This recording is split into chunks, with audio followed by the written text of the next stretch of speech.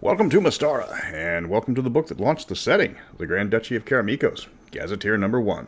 If this book failed, Mystara would have been a passing curiosity instead of the best Dungeons & Dragons setting ever written. This book was a gamble. Where Forgotten Realms was officially launched in the same year as a box set, Mystara was released as one comprehensive nation book after another.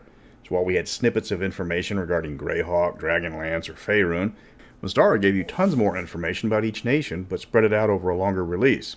Karakimos was unique of the four setting introductions. It was comprehensive, yet it was incomplete. It relied on hooking the players in with an engaging setting filled with adventures, heroes, and villains, where players could make a difference and impact the nation that would become one of the most famous in Dungeons & Dragons history. I'm Mr. Welch, and we are on the threshold of adventure. Karakimos was written by the late great Aaron Alston and released in 1987. Clyde Caldwell did all the Gazetteer cover art, and he established the pattern of 3 people per cover book, 2 of them usually attractive women, and none of them usually appearing in the book. We have no idea to this day who the knight, the blonde, or the swordswoman is, but you cannot deny that is some damn fine art. Stephen Fabian did all the internal art, and the Codex set the standard of 64 pages per book. This standard would quickly be expanded to 96 pages after a few more Gazetteers, and you can only wonder what a 96-page Karakimos guide would have included. The first thing people noticed about the Grand Duchy of Karameikos was this was not a nation based on Western Europe like most of the Forgotten Realms or Greyhawk, but instead it had its roots in Eastern Europe. The Grand Duchy was very obviously inspired by nations such as Serbia and Romania, with the new rulers and namesake of the country obviously being Byzantine Greek. You also get to visit places with names like Solescu, Vorlai, and Marilenev. But you also get places with names like Threshold, Kelvin, and the capital city of Specularum, a city whose name has aged badly over the years. The name translates directly into watchtower in Latin, but that's not what it sounds like.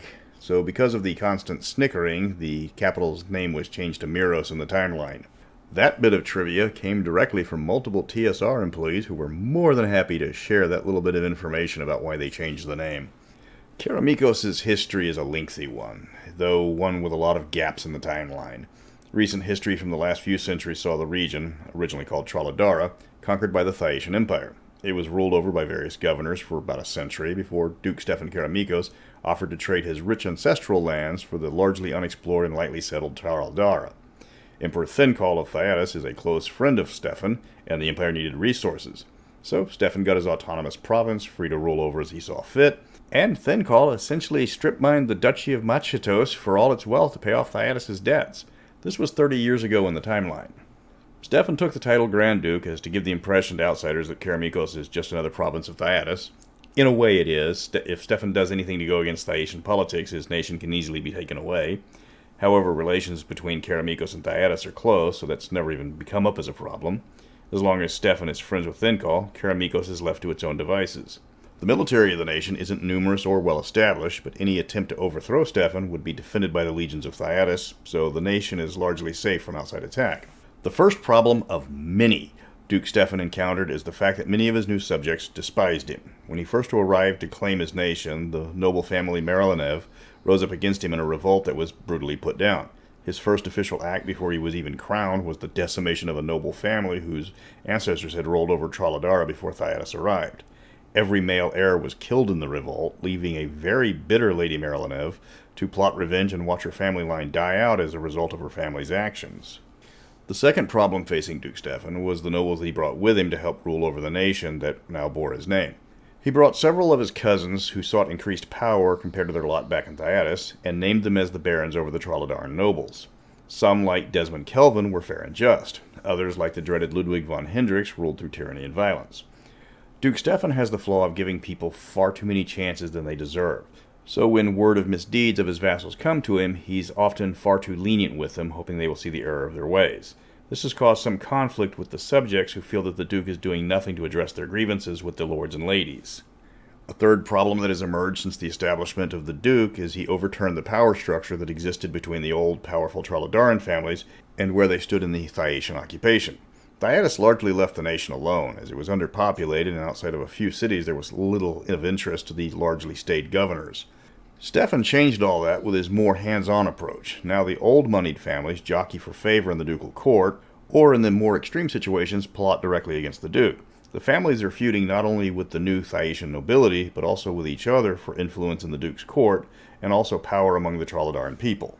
A fourth problem facing the nation, because this nation has a lot of problems, is that outside of the High Reach River and its tributaries, the nation is mostly wilderness. It makes sense that all the major cities are either on the coast or on a river, but it also means that huge sections of Karakimos is unsettled. In Mystara, that means humanoid raiders abound. In ancient times, the Trolldar people fought a massive battle against the newly created gnolls. Because of these ancient wars, Trollodarans have a long and deep hatred of orcs, gnolls, and other humanoids, and the feeling is mutual. The issue is that the Duke doesn't have the military force to deal with the interior threats, so humanoid raids on remote settlements are a constant problem. A fifth problem facing Duke Stefan and his nation is that of religious strife. While there isn't actual physical violence among the three different religions common in Karakimos, the political machinations between the leaders of the various churches frequently cause headaches for the Duke and his ministers. The Church of Karakimos is attempting to make inroads with the Trollodaran people, while the Church of Trolladara is doing what it can to keep the population loyal to the old religion. Adding to this mix is the troublesome but well-meaning Cult of Halav, who see Duke Stefan as the reincarnation of Halav, the patron immortal of the Trollodaran people. The cult tries to win the favor of the Duke through acts of contrition, though of questionable judgment. Now, for all the problems facing Karakimos, it is a major source for adventures that the players will immediately notice. The design for the setting book was what made it an instant classic. Cormier got a few paragraphs in its initial write-up. Karakimos got 64 pages in its initial appearance. The nation felt real for people discovering the setting. You empathized with Duke Stefan and got to know his family, from his understanding but put upon wife, and his children who were struggling to adjust to the new culture they were ruling over. There was a large number of NPCs introduced, and almost all of them had an adventure hook attached. While there are a few characters that are unabashedly villains, others could go either way depending on the dungeon master and the adventure. Sheikh Abdallah ibn Hamid of Yalaram is a gruff man who is unused to not getting his way, but he's also love-struck and hopeless with women. So you can thwart him as he attempts to abscond with the object of his affection, or instead you could play wingman for an ambassador who is honorable at heart, but he's got the charisma of a brick. The various NPCs have deep backgrounds. None of them are mustache-twirling villains without motivations. Well, except for Bargle. Because he's a total bastard, and that's the way he likes it. The book goes into a large amount of detail on the culture of the Trollodaran people, as well as the laws and traditions of the nation. Duke Stefan does his best to show that he's a fair and just ruler, and has changed Thracian laws that he objected to when he assumed the throne. He has abolished slavery, and he has provided for a judicial system that also applies to the nobility. Over the decades that he has ruled, he is slowly winning the favor of his subjects, though the older families still have several members that despise him. Karakimos has a large population of demi-humans in terms of percentage compared to its total population. The gnomish kingdom of Highforge sits near the city of Kelvin. While it's more of a medium-sized town than an actual kingdom, it still has thousands of gnomes in its borders, as well as about 1,000 dwarves. The Duke's law doesn't apply in Highforge, but the gnomes rarely make trouble, so the Duke allows the gnomish king his grandeur. Inside the borders, there's also two clans of elves. The Kalari elves can be found in and around the city of Riflian and the surrounding areas. They wholeheartedly approve of Duke Stefan's ways, and have even provided troops that form his elite royal bodyguard. On the Thracian border, the Vialia elves patrol their ancestral home in the Dimrak forest. These elves aren't as friendly as the Kalari, and they prefer to be left alone. The Duke doesn't press the issue, especially considering the fact that the elves favor Thyatis politically. Karakimos does not lack for villains. Some of them are some of the most iconic D&D bad guys that are still referenced today. First and foremost, you've got Von Hendrix and Bargle, who run the Black Eagle Barony with an iron fist.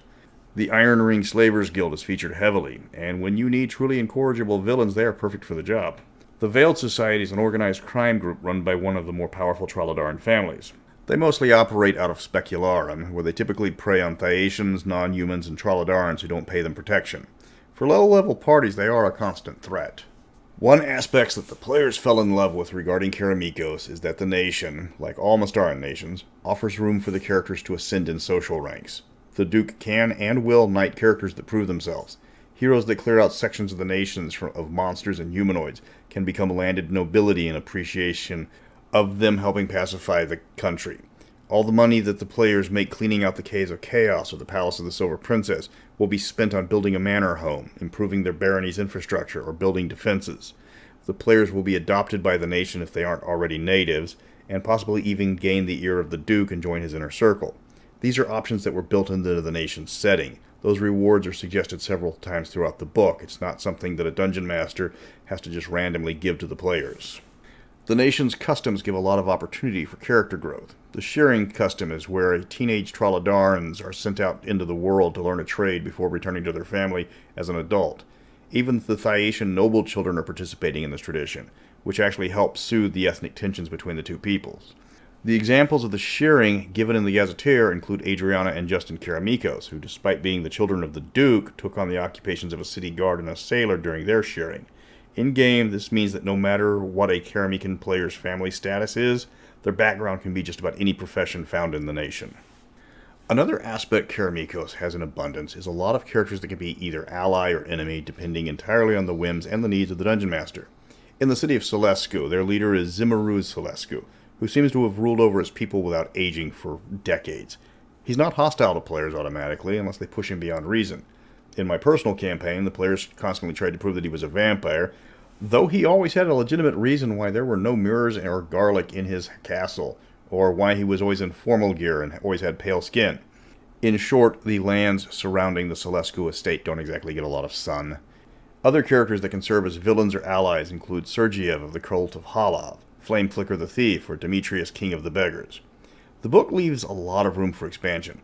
Baron von Hendrix has been the subject of several topics on the Vault of Pandios, where people have tried to turn him into something of an anti-hero, where instead of just being evil for evil's sake, he is instead resorting to desperate tactics because of a lack of support from his cousin fighting the swarms of humanoids that threaten his barony. I've given him a wife and children to act as a foil to the Duke's family with their own agendas. There's a lot of ways to explain the Baron's cruelty and evil, but giving him a relatable motive makes him more of a villain. Whether out of desperation or conspiring with the Hadians of Thyatis to usurp the Duke, it helps the Baron if he has motives the players can thwart but understand. Now for Bargle, he just likes being evil. It's his thing. It makes him happy. After he blasted Alina, he was probably skipping and singing all the way back to Fort Doom. Because he likes being a bastard. Karameikos did suffer plot-wise when the timeline advanced 10 years after Wrath of the Immortals. Von Hendrix was gone, replaced with a well-meaning but incompetent young noble. An inexperienced baron who doesn't know how to do his job pales in comparison for adventure compared to an evil baron who has a doctorate in evil. Karameikos in the 1010 timeline suffers the same problem as most of Mystara, which is a lack of bad guys. Now, King Stefan is loved by his people and the nation is prosperous, as Karakimos was untouched in the wars that devastated Darrican and Thyatis. While this is great for the newly minted kingdom, it makes for a boring nation to adventure in. This is why the Grand Duchy of Karameikos is a treasured masterpiece, while Karameikos' Kingdom of Adventure is largely glossed over by players. The beauty of the book is that it compacts so much information about the nation in its pages. There is no space wasted within. It includes things that other settings leave out. Want to know what the flag of Karameikos is? It's on page 32. Flip over to the next page to look at the calendar. The comprehensive military guide is on page 25. A guide to dress yourself in Specularum is on page 30. The book does introduce the skill system on page 9, though it was greatly refined in later books and finally formalized in the Rule Cyclopedia. If the Dungeon Master needs a quick adventure hook, they start on page 62. The book balances fluff and rules very well. After a full read of this book, you will be more than ready to practice your fake Serbian accent and clear out the Radleb woods for your Byzantium rulers. So why do you want to play as a Karameikan? The Troladarans are known for being an insular and superstitious people who are distrustful of strangers. The Thyacians aren't welcome in their adopted home and are trying to enforce laws on a people long conquered.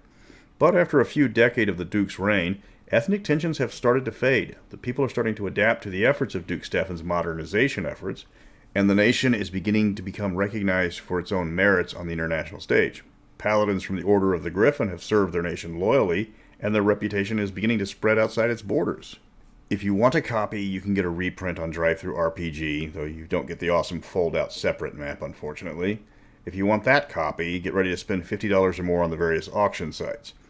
If you just want the PDF, it's $5 on DriveThruRPG.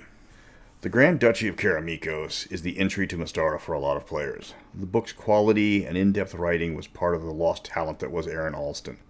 Many of us remember picking up this book for the first time like it was our first crush. All the years haven't aged it one bit. We still love Duke Stefan. We despise von Hendrix, and we just want justice for Alina. Next up is the Emirates of Yalarum, which stands out from the other settings as its guide was almost a choose-your-own-adventure setting. But until then, remember, Bargle did nothing wrong.